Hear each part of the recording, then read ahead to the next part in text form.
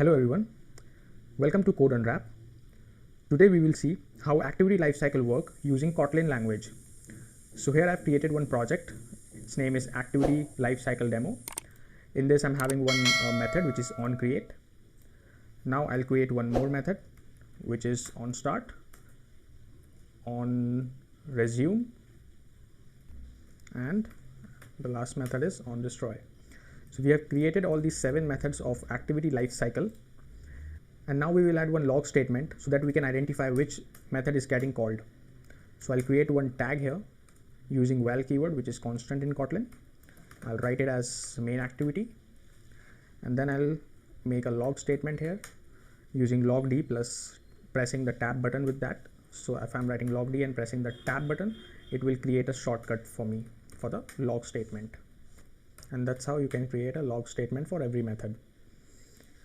Now I will go to this XML file and I will convert this hello world text view to a button of, let's say I can write here click me. So, and I can give one ID to it, button. And now we can call on the click of this button, we can call another activity so that we can identify which activity lifecycle method called when we navigate from one activity to another. We'll call this button dot set on click listener, and for the sake of simplicity I'll just do the click listener lambda, and here I'll call the intent to navigate from one activity to another. Here I'll write the second activity, but before this activity we have to create that we do not have this activity as of now, so we'll go to create one activity.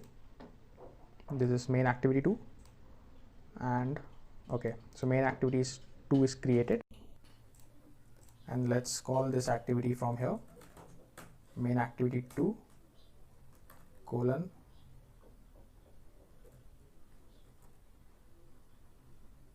class.java. That's how we can navigate from one activity to another.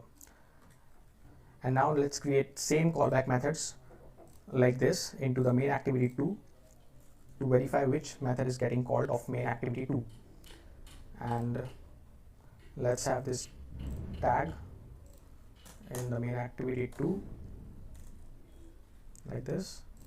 Let's name it main activity 1. So this will be our main activity 1 and this will be our main activity 2. We can identify like this during the runtime.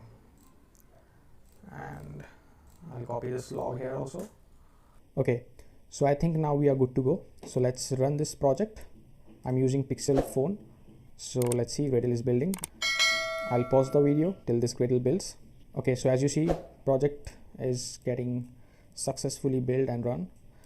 So I've written here main activity, and you can see like main activity 1 is getting called with 3 methods of onCreate, onStart, and onResume. Okay, now so let's do some modifications with this activity. I'm pressing the home button of this device, and let's see which activity methods get called.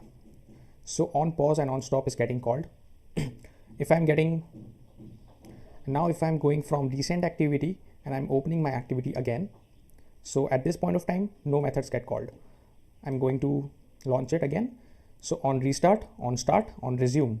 So at this time on restart is getting called. Until this we haven't called this on restart from anywhere. Now let's click on this button which will navigate to second activity, and let me clear this. So currently it is in on resume state. I'm clicking this button, and as you can see main activities 1 is on pause, on stop. On pause and on stop is getting called, and main activity 2 on create, on start, on resume. So now main activity 2 is in the on resume state and main activity 1 is in the on stop state. And what if I'm calling this I'm pressing this back button now. Okay, so I'm pressing this back button now. Let's see what happens. Okay, fine, let me clear this again so we will not get confused. Okay, so I'm pressing this back button now. So as you can see, activity 2 gets on pause, on stop, and on destroy. On pause, on stop, and on destroy of activity 2, and activity 1 is getting on restart, on start, and on resume. So this is like how activity lifecycle works. And if I'm pressing back button again, can you guess what will happen? Let me clear this. I'm pressing the back button again, and activity 1 is getting destroyed by calling on pause, on stop, and on destroy. Okay, fine. And what if I'm destroying it from here? I'm destroying it from here. It's already get destroyed, so nothing happens with the activity lifecycle. I'm launching it again. So guys, this is how activity lifecycle works, and you can easily crack the question of how activity lifecycle works in your Android interviews, and you can tell them how these callback methods called one by one. And you have any doubts regarding this, please comment us. We'll reply to that. And if you want us to make any video related to your problem, please let us know. Till then, take care. Bye.